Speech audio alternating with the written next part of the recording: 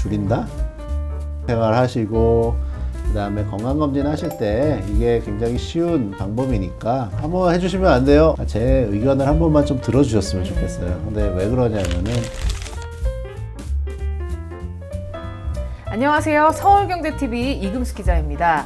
국내 암 발생률 1위죠. 바로 갑상선암. 갑상선암의 명의 고려대 안암병원 유방내분비외과 김은혁 교수님을 만나러 왔습니다. 교수님 안녕하세요. 안녕하세요.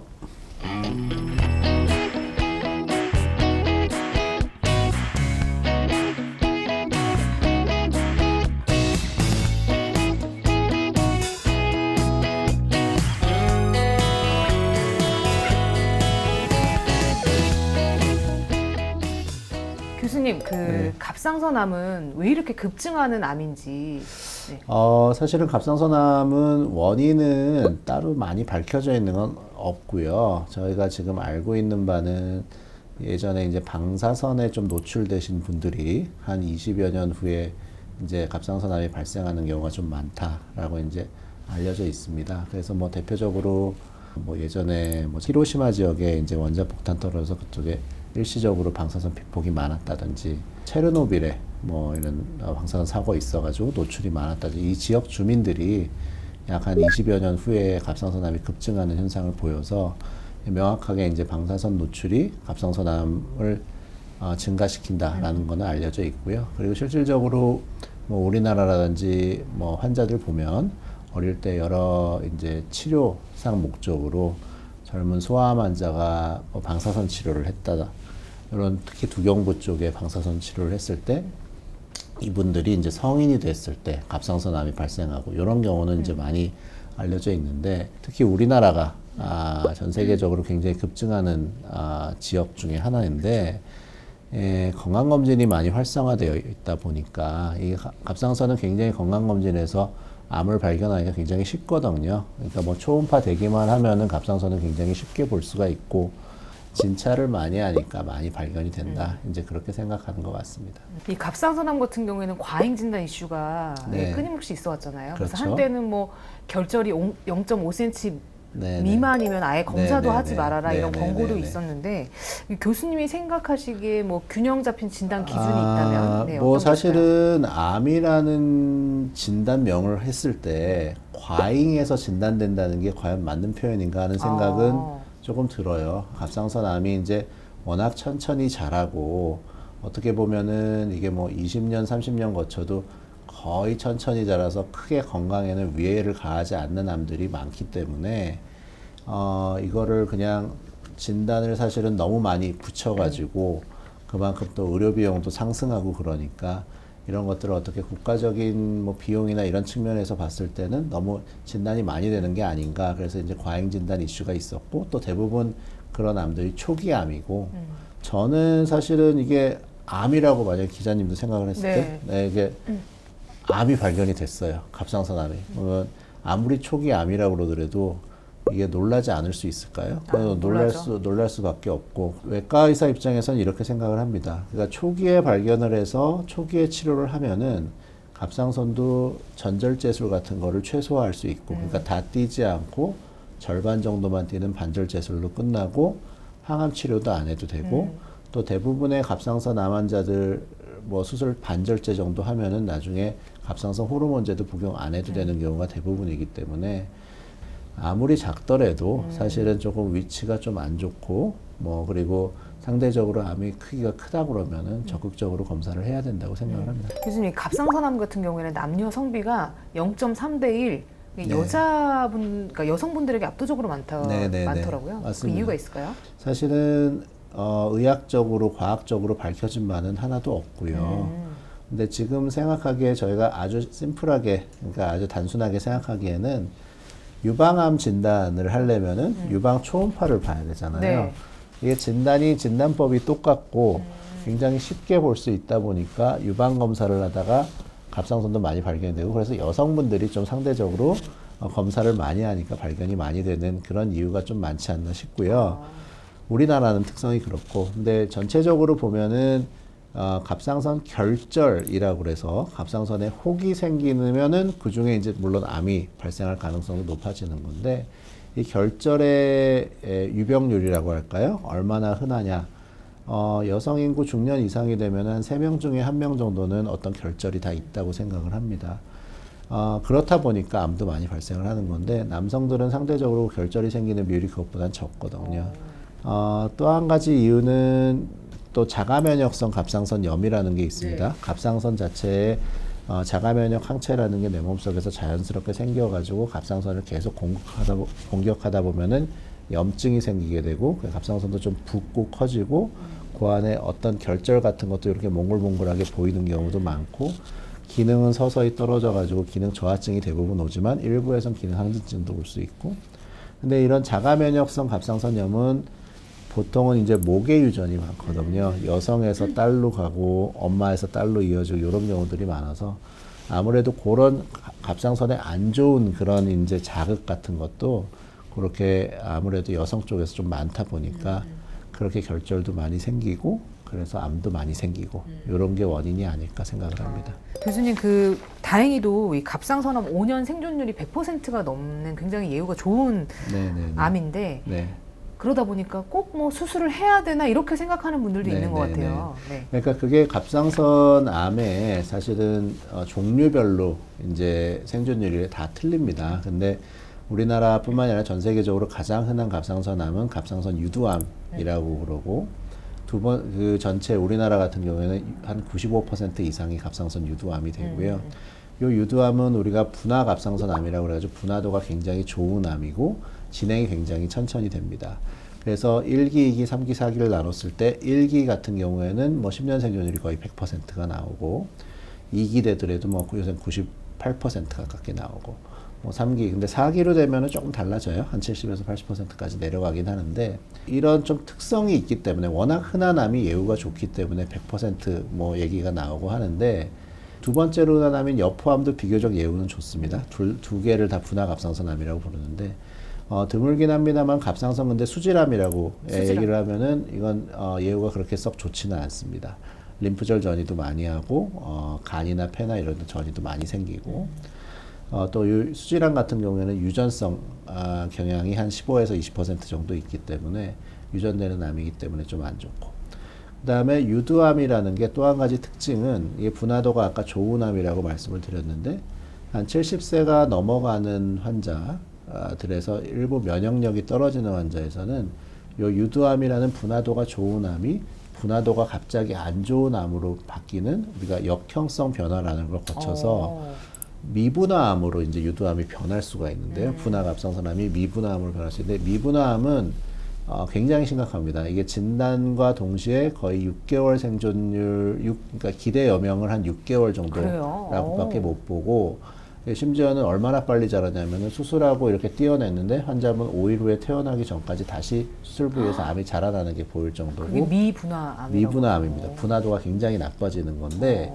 이게 뭐 그리고 식도, 기도 이런 데도 굉장히 쉽게 침범에 들어가 가지고 환자분 이제 돌아가실 때 보면 굉장히 저희가 이 트라우마를 가족들한테 주면서 이제 돌아가시거든요. 계속 피토하고 못 드시고 숨도 못 쉬고 이러면서 돌아가시는데 이런 걸로 어느 순간에 변할 수 있다는 특징이 있어가지고 그냥 단순하게 유두암이라고 다 괜찮다, 갑상선암이라고 괜찮다 이런 것들은 조금 오해가 되겠고요. 그렇죠. 그럼 꼭 상담을 좀 받아보시고 여러 가지 상황에 맞추어서 수술 여부라든지 치료 여부를 결정하시는 게 맞겠습니다. 교수님은 이제 이 갑상선암 수술을 입을 통해서 흉터 없이 하는 이 경구 로봇 갑상선암 수술을 세계 처음으로 이제 고안을 하셨는데요. 이 수술법을 고안하게 된 계기 뭐 이런 것들이 궁금합니다. 예. 일단은 기본적으로 이제 내시경 수술 그리고 또 거기서 약간 발전된 로봇 수술이라는 게 처음에 90년대 말 2000년대 초에 개발이 된 이유는 수술을 하고 나면 여기 흉터가 이제 평생 남고 그렇죠. 이게 굉장히 환자분들한테 여러 가지 생각을 많이 들게 하고 스트레스 많이 주시는 거죠. 잘 보이는데 또 흉터가 그렇죠. 있어서. 그리고 외부로 노출되는 부위고 그래서 이런 거를 줄이기 위해서 이제 내시경 수술이라는 게 개발이 돼서 뭐 여러 가지 루트, 여러 가지 방향으로 많이 들어왔었습니다. 뭐 겨드랑이 쪽으로도 이렇게 한쪽으로 들어오기도 하고 여러 가지 방법이 개발이 됐는데 이게 생각을 해보시면 알지만은 다 이제 흉터를 안 보이게 하기 위해서 멀리 들어오다 보니까 기존에 째는 수술에 비해서는 이게 수술 범위가 너무 넓어지는 거예요. 그래서 환자분들 통증도 좀 심하고 여기 흉터가 앉을 뿐 딴 데는 또 흉터가 남는 거고 그래서 이런 수술을 어떻게 완전히 흉터가 없게 이제 만들까 이제 그리고 수술 범위를 작게 할까 생각을 하다가 무흉터 내시경 수술이라는 개념이 있는데 자연 개구부 내시경 수술이라고 얘기를 하는데 입이나 항문이나 이런 데는 열려 있는 곳이잖아요. 그런 데로 들어가 가지고 흉터를 안 남기고 수술하겠다는 개념인데 그게 굉장히 이제 기술적으로 어려워 가지고 그런 것들은 2000년대에 많이 연구되다가 지금은 거의 이제 사장이 됐는데 이 갑상선 수술도 그렇게 제가 처음에 생각을 한 거죠. 그런 학교 다니고 그러면서 그러면 입이랑 왜 갑상선이 가까운데 왜 일로는 못할까? 그래서 이제 그런 개념을 갖고 찾아봤더니 독일에서 일부 시도를 하긴 했었는데 워낙 치료 성적도 안 좋고 그래가지고 그쪽 윤리위원회에서 막은 이제 보고들이 있었고 아주 일부 동물 실험이 각국 미국이나 이런 데서 하긴 했지만은 실질적으로 성공은 많이 못했었는데 그래서 그거를 이제 일본 쪽이랑 처음에 태국 쪽이랑 그다음에 저랑 거의 동시대에 이렇게 많이들 이제 시작을 해가지고 저는 이제 특이하게도 처음에 내시경 기구 대신에 조금 더 정밀한 로봇 수술 기구를 이용해서 시작을 했고 장점은 확실하게 있습니다. 흉터가 겉으로 하나도 안 남고 그다음에 수술 범위가 적어가지고 환자분들 통증이 생각보다 별로 안 아프고요. 그리고 제가 이제 하면은 가까이서 더 확대가 많이 되기 때문에 더 정밀하게 이제 수술을 할 수 있어서 정밀하다는 얘기는 그만큼 암 수술했을 때 재발률도 줄일 수가 있고 특히 목소리 회복 같은 게 그냥 일반적인 성대 움직이는 큰 신경뿐만이 아니라 우리가 노래를 잘하고 목소리를 큰 목소리를 내려면은 그 위에 따로 존재하는 갑상선 바로 붙어서 지나가는 상후두신경, 상부후두신경의 외측까지라는 아주 작은 신경을 살려야 되거든요. 근데 그거를 이게 제일 가까이서 제일 확대돼서 볼 수가 있어서 제가 요즘에 환자분들 이제 그 신경을 잘 살리다 보니까 이 목소리를 주로 쓰는 직업을 가진 분들, 뭐 연예인, 뭐 배우, 성악가, 가수, 무슨 뭐 성우들 특히 저한테 대부분 다 수술하러 오셔가지고 제가 스트레스 받으면서 수술하고 있습니다. 교수님 그 갑상선 수술 후에 뭐 방사성 동위원소 치료를 해야 하는 환자들도 있잖아요. 네네네. 어떤 경우인가요?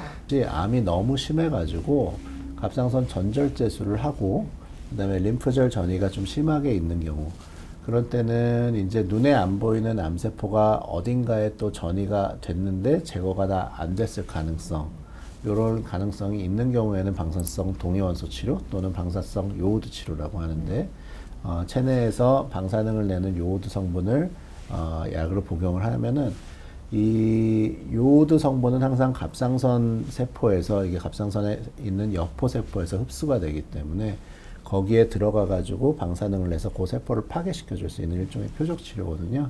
그래서 지금은 근데 이제 그게 예전에는 많이 시행을 하다가 최근에는 또 이 요오드 치료나 동위원소 치료를 너무 많이 하면은 불필요하게 방사선에 많이 노출이 되기 때문에 이게 오랫동안 이렇게 추적 관찰을 해보니까 2차적으로 혈액암, 그러니까 특히 대표적인 게 림프종 같은 게 이제 생기는 경우가 안한군에 비해서 한 7배 높다. 뭐 이런 보고도 있고 해가지고 최근에는 많이 제한적으로 합니다. 그래요? 제한적으로 하고 용량도 조금 낮춰서들 많이 하고 예전처럼 고용량으로 안 하고 그런데 필요한 경우는 림프절 전이가 측경부 림프절 전이 정도까지 있을 정도로 굉장히 심한 갑상선암, 양측 갑상선을 다 전절제를 한 경우에 그런 경우에 이제 시행을 하고 있습니다. 네. 교수님 그 마지막으로 좀 갑상선암 워낙 흔한 암이고 발생률 1위 암인데 좀 예방할 수 있는 방법 좀 3가지만 꼽아주신다면 어떤 게 있을까요? 사실은 딱히 저희가 갑상선암을 예방할 수 있는 방법은 뭐 없습니다. 그래서 굳이 말씀드린다면은 불필요한 방사선 촬영을 좀 줄인다?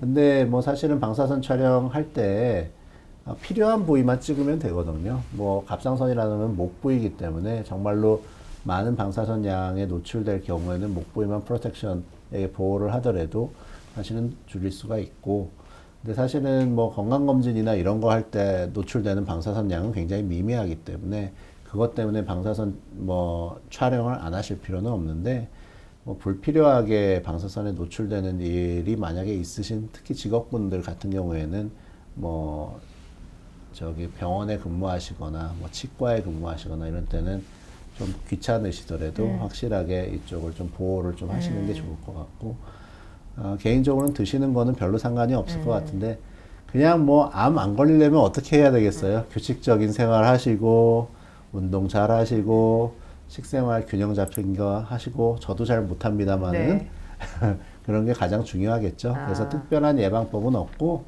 그 다음에 건강검진 하실 때 이게 굉장히 쉬운 방법이니까 그냥 초음파 한번 보실 때 잘 얘기하시면은 비용 안 내고도 한번 해주세요 이러면 해주시는 의사 선생님들 많으실 아까 거예요. 유방하다가 이렇게 네, 올라가서 그러니까 뭐 한번 해주시면 안 돼요. 어디서는 뭐 서비스로 해주신다는데요. 이렇게 얘기하시면은 쉽게 볼 수 있을 거고요. 그러니까 그런 조금 건강검진 하실 때 이거 괜히 뭐 발견돼봤자 치료도 안 한다는데 뭐하러 해 뭐 이렇게 하시지 말고 한번 보십시오. 그렇게 오래 걸리지도 않고 5분에서 10분이면 다 봅니다. 알겠습니다. 예, 주부 KC 45세 분이 그 갑상선암으로 수술을 받아야 하는데 평생 약을 먹어야 할 일이 걱정입니다. 약을 안 먹을 수는 없나요? 라고 질문 주셨어요. 뭐 당연히 갑상선 조직을 많이 남기면은 약을 안 드실 수 있는 확률이 높아지죠. 그래서 근데 이제 암 수술의 원칙은 일단 암이 한쪽에 있으면은 그쪽 갑상선 옆이라고 그러는데 반 정도, 갑상선 전체로 봤을 때는 반 정도를 띄는 게 원칙입니다. 그래서 최근에는 그래서 이 갑상선 유두암이라는 게 워낙 흔하고 천천히 진행되고 그러기 때문에 수술 범위를 하여튼 최소화하려고 노력을 많이 하고요. 그래서 갑상선을 절반 띄게 되면은 일반적인 갑상선 절반은 기능을 잘 하기 때문에 나중에 약을 안 드실 수 있는 경우가 대부분이고 근데 물론 이제 갑상선이 기저 갑상선 상태가 좀 안 좋다. 기능 저하증이 있다든지 염증이 너무 심하다든지 그러면은 절반을 띄더라도 이 절반이 기능을 잘 못하는 경우가 있겠죠. 그러면은 약을 평생 드셔야 되는 수도 있고. 근데 이제 꼭 약을 복용한다는 게 기능을 보충하는 의미뿐만이 아니라 사실은 갑상선 호르몬제를 복용하는 게 항암 효과도 있기 때문에 복용하는 게 있습니다. 그래서 갑상선에 대한 자극을 주기 때문에 암의 재발을 막을 수가 있어 복용을 하기 때문에 초반에는 그래도 조금 어느 정도 드시는 게 좋고요. 호르몬제. 근데 호르몬제, 갑상선 호르몬제 굉장히 안전한 약이거든요. 부작용도 없고 농도를 잘 맞춰서 드시면 거의 부작용은 없고 심지어는 뭐 산모들이 복용하더라도 태아한테도 안전한 약일 정도로 부작용이 없는 약인데 초반에 좀 드시다가 나중에 안 드시고 싶으시면은 리스크가 없어지면 다 줄일 수가 대부분 있기 때문에 그래서 초기 암 같은 경우에는 그래서 조기 발견, 초기 치료가 중요하다고 그러는 이유가 하여튼 빨리 발견해서 조금만 뜨면은 나중에 약 안 먹을 수도 있는데 그렇죠. 괜히 키우다가 갑상선 다 떼어야 되는 경우에는 약을 평생 먹을 수밖에 없기 때문에 하여튼 갑상선 암의 치료도 다른 암과 그렇게 크게 원칙적으로는 조기 틀리지 치료가 않습니다. 중요하다. 네. 직장인 DC 55세 분이 요즘 그 남성 갑상선암이 늘고 있는데 이 남성 갑상선암은 경과가 안 좋다라는 얘기가 있어서 정말 그런지. 네, 맞습니다. 그러니까 전통적으로 갑상선의 예후가 안 좋은 거를 나눌 때 남성이 여성보다 예후가 안 좋다는 거는 뭐 학계에서도 잘 알려져 있고 실질적으로도 그런 게 맞습니다. 제가 실질적으로 많이 진료를 해보면은 왜인지는 모르겠는데 남성 암 환자분들이 훨씬 림프절 전이도 빨리 하고 많이 하고 심하게 진행되는 경우가 많아서 조금 뭐 물론 이제 발견 자체가 남성분들이 워낙 갑상선암이 흔하지 않기 때문에 덜 발견되는 경우라서 더 진행이 많이 되는 경우도 있겠지만 이유는 모르겠는데 확실히 진행은 빠른 거는 맞는 것 같습니다. 그래서 남성들은 저 같은 경우는 더 적극적으로 수술을 권유를 하고 더 빨리 수술할 거를 권유하는 게 맞습니다. 네. 네. 그 주부 PC 48세가 다시마와 미역을 많이 먹으면 갑상선암 위험이 높아진다는데 정말 그런가요? 이거 진짜 궁금해하는 분들 이거는 많아요. 전혀 상관이 아니고요. 없나요? 네, 오. 전혀 아닙니다. 그래서 그런 얘기가 왜 나오냐면은 이 요오드 성분, 김이나 미역, 뭐 해초류에 많이 들어있는 요오드 성분이 몸에 들어가면 그 대사가 대부분 갑상선에 있는 여포세포에서 그 요오드 성분을 흡수해서 호르몬을 분비하기 때문에 이게 뭐 많이 먹으면은 갑상선암이 더 생긴다 또는 뭐 덜 생긴다 뭐 요오드 약물을 먹으면은 암을 막을 수가 있다 뭐 이런 여러 가지 설들이 있는데 전혀 상관이 없고요. 근데 물론 이제 나중에 암이 너무 심해가지고 방사성 요오드 치료나 동위원소 치료를 할 경우에는 이 요오드 성분을 드시게 되면은 실질적으로 이 암세포에 들어가야 되는 우리 방사성 요오드가 안 들어가기 때문에 글로 그때는 이거 시기를 제한을 해야 됩니다. 제한해야 되는 게 맞는데 그럴 경우를 제외하고는 이게 요오드 성분을 많이 먹고 덜 먹고 이런 것들이 물론 요오드를 너무 많이 먹으면 갑상선이 자극은 받겠죠. 자극은 받는데 그렇다고 해서 이게 더 암으로 뭐 많이 발생을 한다 이런 거는 없고 그래서 근거는 없다고 생각하시면 되겠습니다. 교수님, 그 평소에 교수님이 뭐 쓰시거나 혹은 또 간직하고 있는 소중한 아이템을 저희가 좀 사전에 준비해달라고 말씀드렸는데, 네, 뭐 저는 뭐 딱히 뭐 진료를 할 때 뭐 이렇게 뭐 쓰는 도구라든지 뭐 이런 게 특별히 있지는 않습니다. 뭐 초음파 보고 뭐 모형 갖고 설명하고 이런 거 정도밖에 없는데 손편지 같은 거 잘 안 쓰시잖아요. 근데 이제 아직도 제 환자들이나 뭐 그리고 저희 가족도 마찬가지인데 이렇게 일이 있을 때마다 이제 편지를 쓰면은 이렇게 앨범에다가 이제 조금씩 보관을 하기 시작을 했어요. 이런 손편지도 있고 뭐 기사도 있고 그냥 앨범에다가 이렇게 모으고 있는데 최근 것들은 거의 대부분 이런 이제 환자들이 준 편지들 있는데 하여튼 좋아요. 그러니까 이렇게 힘들거나 이럴 때 시간 날 때 이렇게 넘겨보면 자주는 못 보지만 뭐 그래도 힘도 나고 뭐 좋은 것 같습니다. 그래서 뭐 여러 멋지십니다, 가지가 교수님. 역사가 담겨있는 교수님의 역사. 볼 때마다 진료 그냥 역사. 재밌어가지고 그냥 뭐 이것저것 가리지 않고 모으고 있습니다. 네. 네. 잘 봤습니다, 교수님. 감사합니다. 네. 그 마지막으로 교수님, 저희 갑상선 암 환자들에게 네. 한 말씀 좀 부탁드리겠습니다. 갑상선암 가장 이제 제일 사실은 많이들 저한테 오셔가지고 물어보시는 게 꼭 수술해야 되나요? 이런 거 요즘 말씀 많이들 하시는데 그 경우에 따라 다릅니다. 그러니까 모든 환자를 제가 다 수술하자 그러는 것도 아니고 환자분들 필요에 따라서는 조금 지켜보다가 천천히 수술하자 아니면 아예 수술하지 않고 좀 지켜보자 뭐 이런 환자분들도 계시고 또 다른 옵션을 드리는 분들도 계시는데 하여튼간에 제일 중요한 거는 저는 평생 이걸 하고 있잖아요. 그런데 환자분들이나 가족분들보단 제가 더 많이 알잖아요. 그러니까 제 의견을 한 번만 좀 들어주셨으면 좋겠어요. 근데 왜 그러냐면은 어떤 환자분들은 그냥 본인들이 보시고 뭐 1cm 안 되는 암이라는데 그냥 지켜봐야겠다 그러고서 뭐 한 5년 뭐 10년 이렇게 지나서 너무 많이 번져서 요즘에 저한테 오시는 분들이 있는데 사실은 초반에 저를 만나셨으면은 그냥 수술 조금만 하고 지금 아무것 치료도 안 하고 이럴 수 있는 분들이 수술도 너무 크게 하고 고생하시고 항암 치료도 해야 되고 이런 분들이 많으시기 때문에 그래서 혼자 판단하지 마시고요. 전문가를 좀 만나보시고 뭐 저를 포함해서 그래서 저는 요즘에 환자들 물론 외래 굉장히 많고 그러는데 가능하면 처음 오시는 초진 환자분들이나 신한 환자분들은 안 기다리시고 한 일주일에서 2주일 이내에 좀 봐드리려고 많이 노력을 해요. 그래서 이게 갑상선암이 천천히 자라는 긴 거북이암인데 이 거북이와의 이 싸움을 어떻게 해나가실 건지를 결정을 하실 것 같아가지고 그러거든요. 그러니까 너무 그렇게 혼자서 고민하시거나 결정하시지 말고 한 번쯤은 저 같은 의사 만나서 어떻게 할지 한번 같이 상의를 해보시는 게 치료 과정의 시작이라고 생각합니다. 네. 교수님 오늘 갑상선암의 최신 술기부터 정말 궁금했던 소소한 이야기까지 잘 들을 수 있었던 시간이었습니다. 감사합니다. 지금 가장 궁금한 건강 이야기, 지금 가장 믿을 수 있는 명의와 함께했습니다. 저희는 다음 시간에 더 좋은 건강 이야기로 찾아뵙겠습니다. 고맙습니다. 교수님 너무 수고 많으셨습니다. 배고프실 것 같아요.